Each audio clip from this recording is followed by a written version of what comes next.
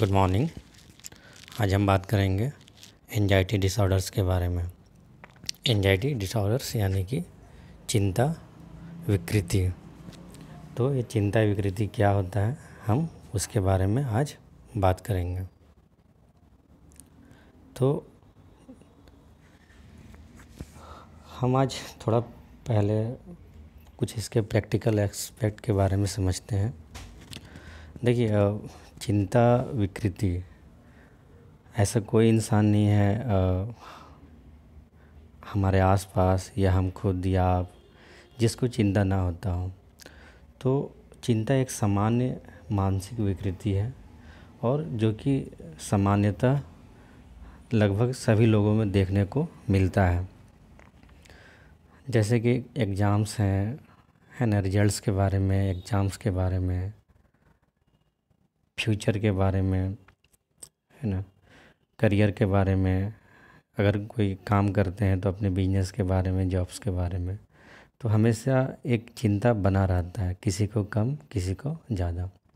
लेकिन हम यहाँ पे बात करेंगे क्योंकि एक स्टूडेंट्स को लेकर कि अगर आप स्टूडेंट हैं तो आप अक्सर खासकर जो एग्ज़ाम्स होते हैं पढ़ाई को लेकर होते हैं, रिजल्ट्स को लेकर होता है और आगे क्या करना है उस तरह की चिंता हमेशा बना हुआ रहता है।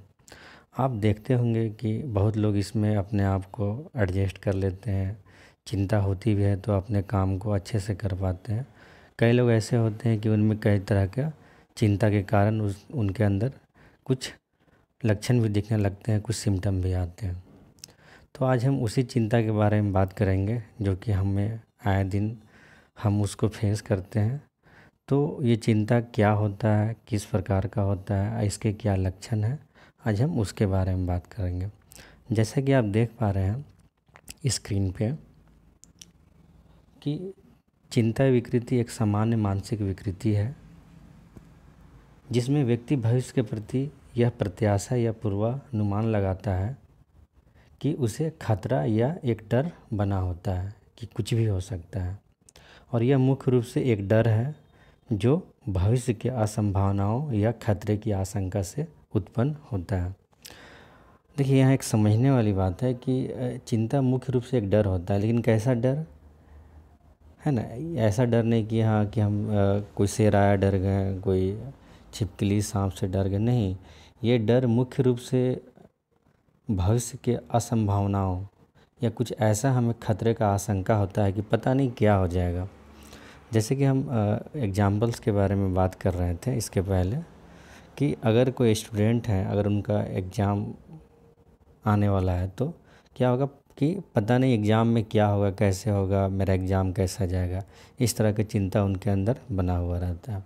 एग्ज़ाम हो गया तो रिजल्ट्स के बारे में चिंता बना हुआ रहता है। तो कहने का तात्पर्य है यहाँ पे कि असंभावनाएं एक बनी रहती है कि पता नहीं क्या होगा, और ख़ासकर वो फ्यूचर के प्रति होता है और उसमें कोई खतरा यानी कोई थ्रेट ऐसा लगता है कि हो सकता है कि हम फेल हो जाएं या एग्ज़ाम अच्छा ना जाए। तो एक डर जो बना हुआ रहता है उसके कारण वो चिंता उत्पन्न होता है।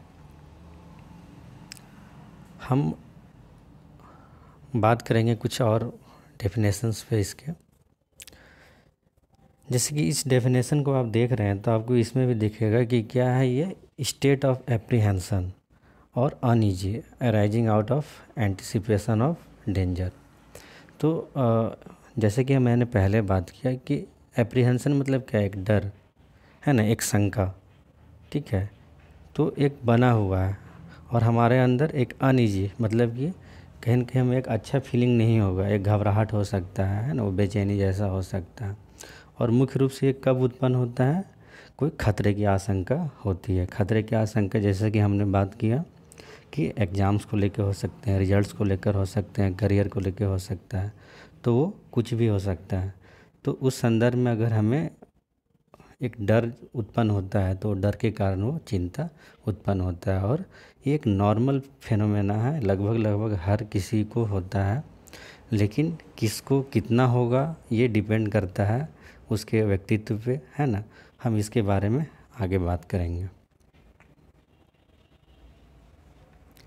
तो जैसे कि इस डेफिनेशन में आप देख रहे होंगे कि क्या है कि चिंता क्या है, इसमें बता रहा है कि ये कहीं ना कहीं डर से अलग है, जैसे कि मैंने पहले भी बात किया। और मुख्य रूप से जो इसमें हम लोग जैसे डेंजर या कोई थ्रेट जैसा महसूस करते हैं, तो कई बार ऐसा भी होता है कि हम देखते हैं कि वो मतलब कि अज्ञात भी हो सकता है, कि हमें पता भी नहीं होता कि क्या होगा, है ना। तो उसके कारण वो एक डर उत्पन्न हमारे अंदर होगा। तो डर को मैंने पहले भी बताया कि वो एक सामान्य डर नहीं है, जो कि हम पहले बात की। हम इस डेफिनेशन में देखते हैं इसको कि excessive fear and anxiety and related behaviour disturbance. तो इसका जो मुख्य जो एक तरह से हम लक्षण के बारे में बात करते हैं या इसके विशेषताओं के बारे में बात करते हैं, तो एक डर, बहुत ज़्यादा डर बना हुआ रहता है। और हमारा जो बिहेवियर डिस्टर्बेंस भी इसमें देखा जाता है, जैसे कि हम एक जगह बैठ नहीं पाएंगे, इधर उधर घूमेंगे, नींद में दिक्कत हो सकता है ना, हमेशा परेशान बेचैनी बना हुआ रहेगा। तो ये लक्षण भी दिखने को मिलता है। तो फियर क्या है? Is the emotional response to real.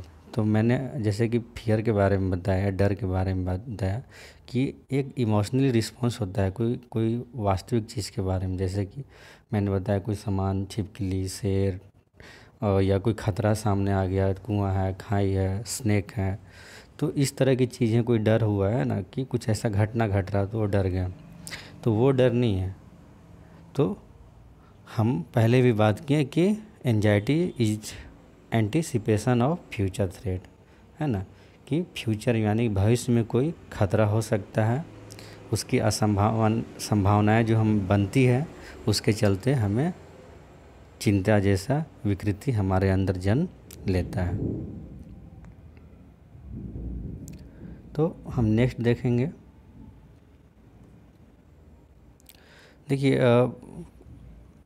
कई जो ऑथर्स हैं, यानी कि कई जो मानते हैं कि चिंता मुख्य रूप से दो प्रकार का हो सकता है, ऐसा माना जाता है।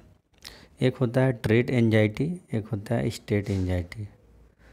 ट्रेट एंजाइटी का कहने का तात्पर्य है यहाँ पे कि एक इंसान में उस तरह का व्यक्तित्व होता है ना, उनके अंदर वो ट्रेट मौजूद होता है कि किसी भी बात में, किसी भी सिचुएशन में, वो समान सिचुएशन भी होगा तो उसमें वो क्या करते हैं, बहुत ज़्यादा चिंतित हो जाते हैं।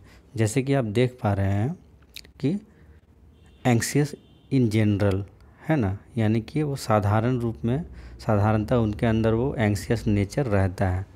कई ऐसे स्टूडेंट आपको दिखेंगे, कई ऐसे दोस्त जो आपके होंगे, उनमें ये आप देखिएगा कि इस तरह की चिंता की भावना अक्सर पाया जाता है।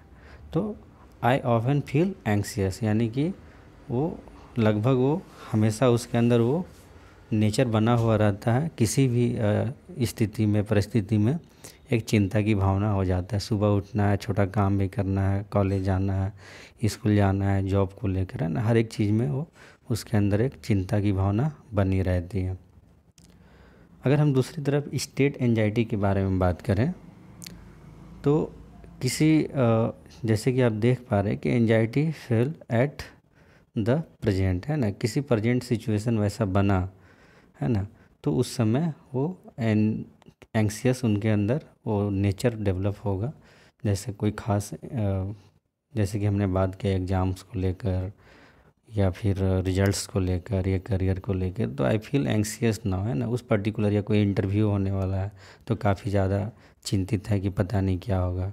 और कई बार आप देखते होंगे एग्ज़ाम्स में या रिजल्ट आने वाला हो तो इंसान पसीने पसीने हो जाता है, या अगर एग्ज़ाम में बैठना हो तो कई बार उसमें जो सिम्टम आपको देखने मिलेगा, बेचैनी, रेस्टलेस, बाथरूम का यूज बार बार करना, बहुत ज़्यादा पानी प्यास लगना, गला सूखना, है ना, इस तरह की चीज़ें वो देखने को आपको मिलेगा।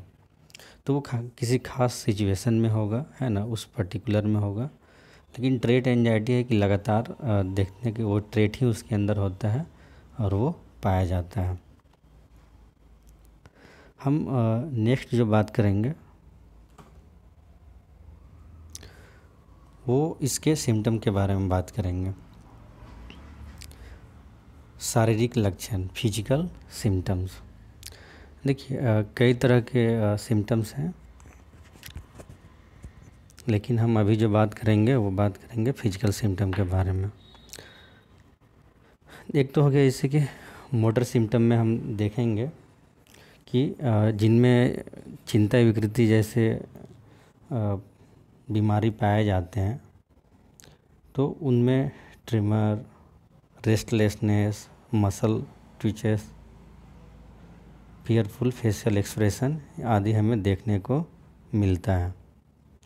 तो जैसे कि मैं इसको बता दूं, जैसे कि बॉडी में या देखिएगा एक झटका जैसा महसूस होना, कंपन जैसा महसूस होना, जो बहुत ज़्यादा एंग्सियस होंगे।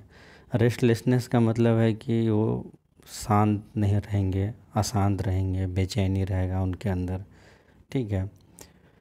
मसल में उनके अंदर क्या होगा, एक ऐंठन सा होगा, एक मचोड़ जैसा भी होगा, इस तरह का भी सिम्टम पाया जाता है। और भयभीत चेहरे की अभिव्यक्ति भी देखने को मिलता है। जैसे कि जो बहुत ज़्यादा चिंतित रहेंगे, अगर उनको देखेंगे आप कि उनके चेहरा पे एक अलग तरह का एक्सप्रेशन मिलता है, एक डरा हुआ, एक भयभीत, है ना, वो अलग सा एक एक्सप्रेशन होगा एग्ज़ाम्स को लेकर या रिजल्ट्स को लेकर। इस तरह का एक चेहरा में एक्सप्रेशन आपको देखने को मिलेगा। दूसरी तरफ है ऑटोमेटिक एंड विसरल सिम्टम्स। इसमें कहने का मतलब है कि ये अपने आप डेवलप होता है, ऑटोमेटिक कहने का मतलब है, और मुख्य रूप से आँख से रिलेटेड होता है ये जो सिम्टम्स होते हैं। जैसे कि स्वेटिंग, यानी कि जैसे कि पसीना आना, ठीक है, बहुत ज़्यादा अगर उस तरह की सिचुएशन आया और एंजाइटी का लेवल काफ़ी बढ़ा हुआ है, तो उनमें हो सकता है कि उस सिचुएशन में पसीना काफ़ी ज़्यादा आएगा। हम एक एग्जांपल्स को लेके ही चलते हैं एग्जांपल को, जैसे कि कुछ एग्ज़ाम्स हैं या इंटरव्यू हैं या रिजल्ट आने वाला है, तो उस सिचुएशन में इस तरह की चीज़ों देखने को मिल सकता है ना। बहुत ज़्यादा सांस लेने की आवश्यकता महसूस होगी।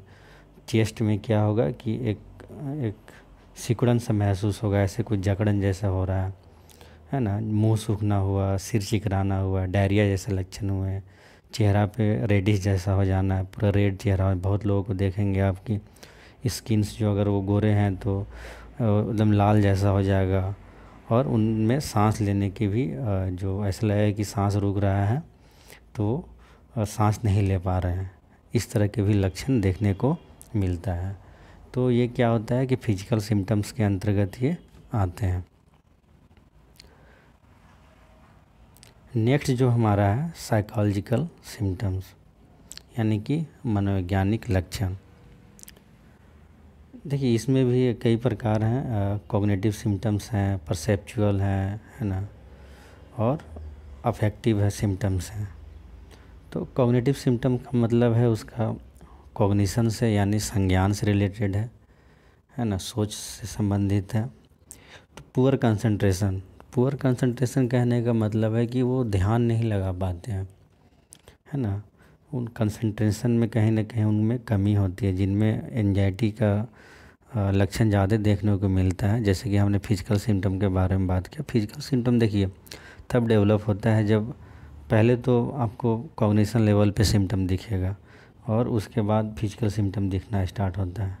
तो पहला यही है कि उनमें कंसंट्रेशन में प्रॉब्लम होना शुरू होगा, बहुत जल्दी डिस्ट्रैक्ट हो जाएंगे वो, है ना, बहुत ज़्यादा हाइपर एराउजल होते हैं, विजिलेंस और स्कैनिंग, यानी कि बहुत ज़्यादा सतर्क रहते हैं, और नेगेटिव ऑटोमेटिक थॉट्स भी उनके अंदर आते हैं। जैसे कि मैंने बात किया कि अगर एग्ज़ाम हो, रिजल्ट्स हो, तो वो हमेशा एक थॉट्स आएंगे कि पता नहीं फेल हो गए हैं तो क्या होगा, है ना, एग्ज़ाम अच्छा नहीं गया तो क्या हो गया। तो वैसे ही लोग ज़्यादा चिंता करते हैं। अगर जिनके अंदर वो पॉजिटिविटी रहती है कि नहीं चलो ठीक है, अच्छा है, कुछ नहीं होगा, तो उनमें उस तरह के सिम्टम देखने को नहीं मिलते हैं। लेकिन जो अपने फ्यूचर के प्रति, जैसे कि हमने बात किया कि एक थ्रेट का भावना रखते हैं, इसमें लगता है कुछ खतरा है आगे, है ना, ऐसा उन्हें प्रतीत होता है कि पता नहीं क्या होगा, है ना, कुछ भी हो सकता है। तो वो जो आशंका उन्हें होती है, और ख़ासकर खतरे की आशंका कि पता नहीं क्या होगा, घर वाले क्या बोलेंगे, वो क्या बोलेंगे, तो उस तरह क्या होगा कि वो बहुत ज़्यादा एंग्सियस हो जाते हैं। और भी कई तरह सिम्टम डेवलप हो सकते हैं। फिर वो बहुत ज़्यादा हो तो डिप्रेशन में भी जा सकते हैं। हम डिप्रेशन के बारे में कभी बाद में बात करेंगे, लेकिन अभी हम बात कर रहे हैं कॉग्निटिव सिम्टम्स के बारे में। तो साइकोलॉजिकल जो सिम्टम्स हैं वो उनमें कॉग्निटिव सिम्टम में पुअर कंसंट्रेशन, डिस्ट्रैक्टिबिलिटी, हाइपर अराउजल, है ना, negative automatic thoughts and vigilance, इस तरह की सिम्टम्स आपको देखने को मिलेंगे। नेक्स्ट जो है वो है परसेप्चुअल सिम्टम्स। डी रियलाइजेशन, यानी कि ये जनरली आपको डिप्रेशन में देखने को मिलता है, और डिप्रेशन विथ एंजाइटी दोनों मिक्स होता है तो उसमें देखने को मिलता है derealization and depersonalization. Derealization का मतलब है कि वास्तविकता खो देना, है ना, कहीं ना कहीं उन्हें लगेगा कि अवास्तविक है चीज़ें, ऐसा चीज़ें नहीं है। इसको हम बहुत ज़्यादा डिफाइन नहीं करेंगे क्योंकि ये जनरली एंजाइटी में नहीं पाया जाता है, लेकिन जैसे कि मैंने बताया कि डिप्रेशन के साथ ये मिक्स होता है तो ये देखने को मिलता है। हम इसको डिप्रेशन के एरिया में कवर करेंगे।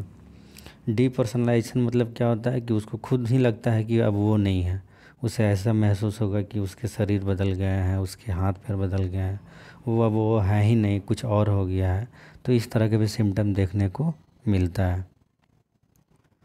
अफेक्टिव सिम्टम में unpleasant, apprehension, fearfulness, inability to relax and irritability, है ना। यानी कि अनप्लीजेंट का क्या मतलब है कि हमेशा वो मतलब खुश नहीं होगा, एक उदासी, है ना, एक अच्छा उसको फील नहीं होगा, जैसे कि मैंने पहले भी बात की अनईजी, है ना। तो प्लीजेंट फीलिंग जो एक होता है इंसान का, वो फीलिंग नहीं होगा क्योंकि हमेशा वो चिंता में ही रहता है। ठीक है, उसका कारण देखिए, जब हम हमारे अंदर वो स्टिमुलेशन होता है, जैसे कि हम कोई ऐसा घटना होने वाला है या ऐसा आने वाला है, जैसे एग्ज़ाम्स आने वाले हैं या रिजल्ट्स आने वाले हैं, तो उस कंडीशन में हमें हम जो गलत सूचना है हमारे अंदर जाता है, वो थ्रेड का सूचना जाता है कि पता नहीं क्या होगा।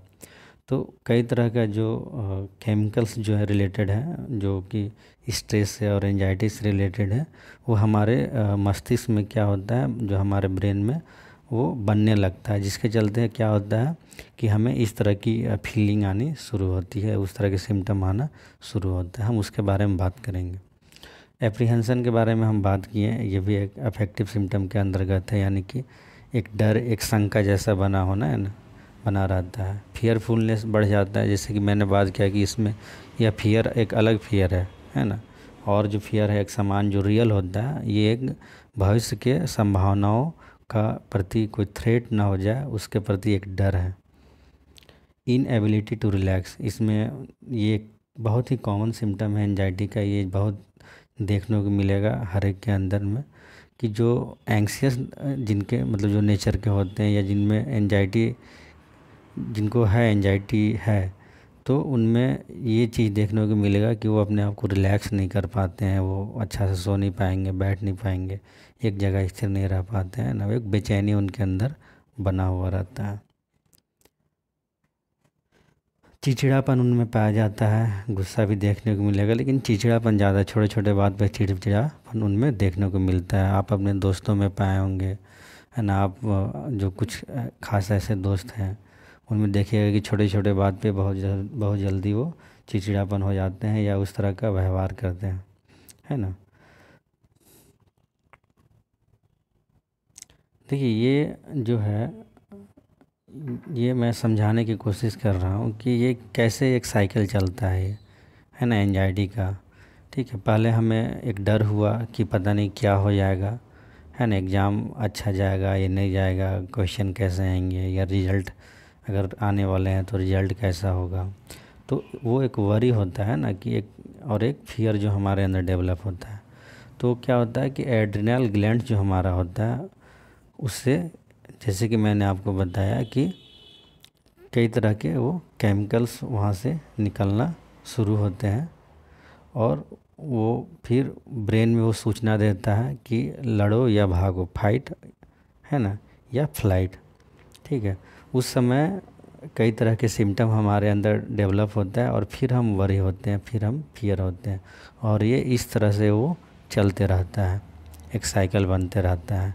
तो इससे बाहर निकलने के लिए हमें इसे ब्रेक करना पड़ता है कहीं एक जगह, है ना। अगर ये एक जगह भी ब्रेक हो जाएगा तो फिर ये साइकिल बनना बंद हो जाएगा और वो सिम्टम जो हमें दिखता है वो दिखना बंद हो जाएगा और वो सीवियरिटी लेवल पे एंजाइटी को नहीं होगा। अगर किसी को है भी तो वो लेवल नहीं होगा। अगर ये साइकिल बनना शुरू हो गया तो फिर वो धीरे धीरे उसकी सीवियरिटी लेवल जो है यानी काफ़ी ज़्यादा बढ़ जाएगी।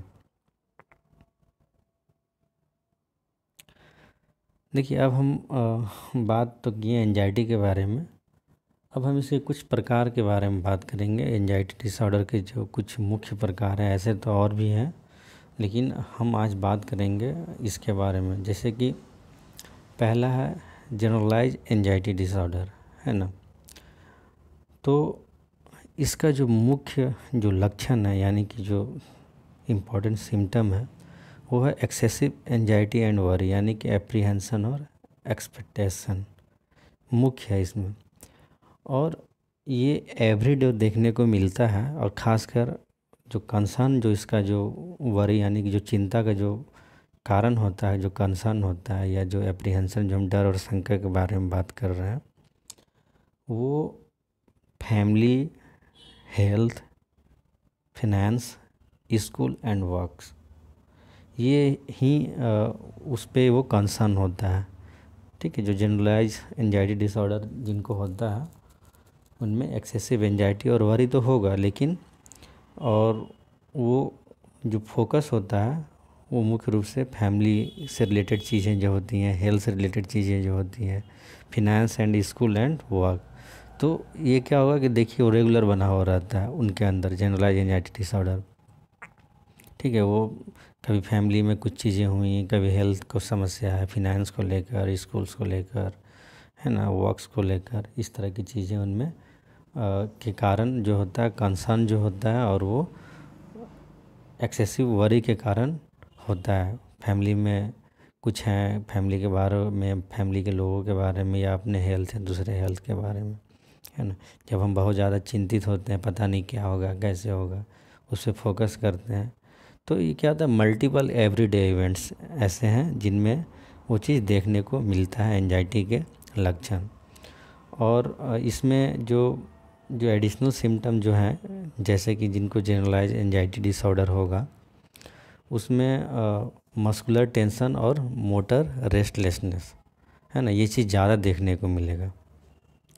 ठीक, autonomic over activity, subjective experience of nervousness भी मिलेगा, डिफ़िकल्टी मेंटेनिंग कंसंट्रेशन जैसे कि हमने बात किया, है ना, कॉग्निटिव सिम्टम के अंदर में इरिटेबिलिटी और स्लीप डिस्टर्बेंस, ये चीज़ जो जीएडी के जो पेशेंट होते हैं उनमें देखने को मिलेगा।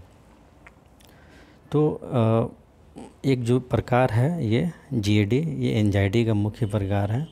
ठीक है, और सामान्यतः ये जो है लोगों में देखने को मिलता है और ख़ासकर कंसर्न जो होते हैं वो family, health, finance and school और वर्क्स के प्रति होता है। हम आगे देखेंगे इसमें,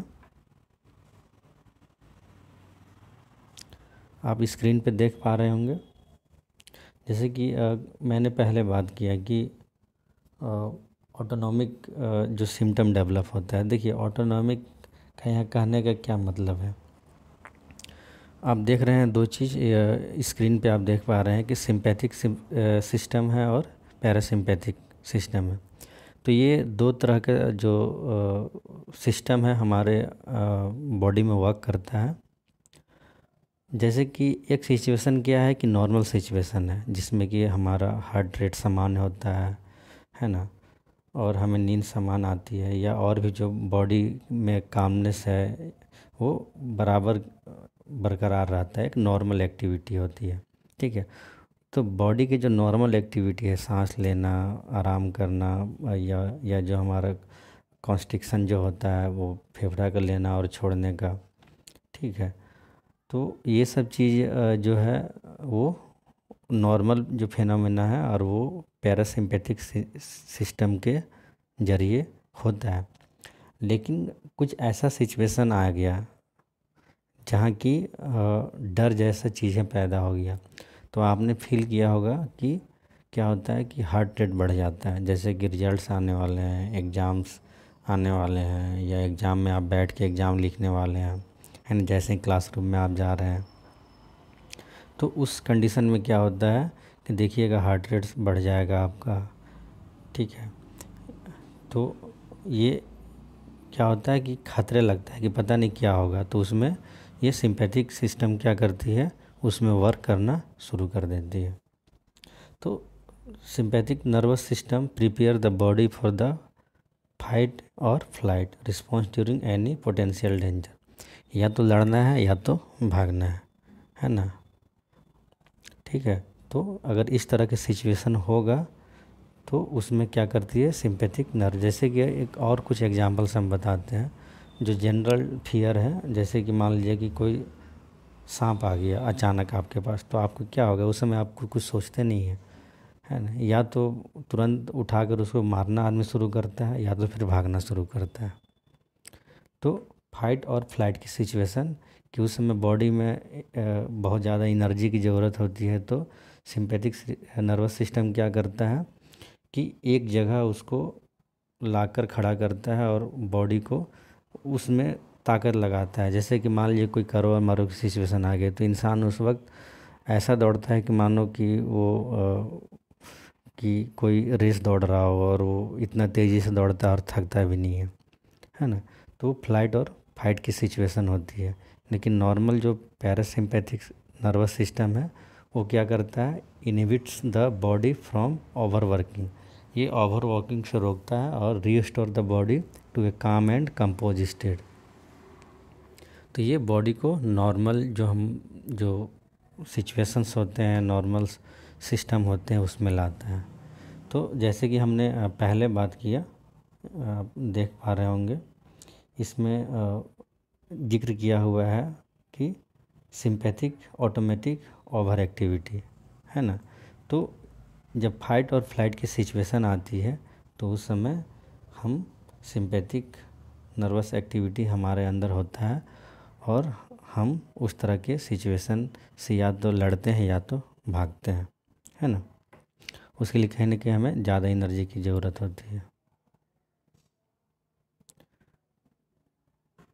ये आप स्क्रीन पे देख पा रहे हैं generalize anxiety disorder GAD symptoms कैसे है ना। ये मान लीजिए कोई स्टूडेंट्स है जिसमें रेस्टलेसनेस हो रहा है, फैटिक यानी कि थकावट हो रहा है, एक्सेसिव एंजाइटी एंड वरी है, increase muscles HS and soreness. जैसे कि मैंने बताया कि मसल्स में एक ऐठन भी हो सकता है, एक कंपन जैसा महसूस हो सकता है, कंसंट्रेशन में प्रॉब्लम होगा, इरिटेबिलिटी यानी कि चिड़चिड़ापन बढ़ेगा, और स्लीप में दिक्कत होगा। तो GAD के पेशेंट को इस तरह की समस्या होगा। नेक्स्ट हम देखते हैं। तो नेक्स्ट जो प्रकार है वो है पैनिक डिसऑर्डर। पैनिक डिसऑर्डर ये ही बड़ा एक ऐसा विकृति है कि एक पल में इंसान को ऐसा लगता है कि अब वो बचेगा नहीं, है ना। पैनिक हो जाना, हम जनरली भाषा में यूज करते हैं कि अब पैनिक ज़्यादा क्यों हो रहे हैं, ठीक है। लेकिन वो पैनिक और ये पैनिक में थोड़ा डिफरेंस है, हम उसको समझते हैं।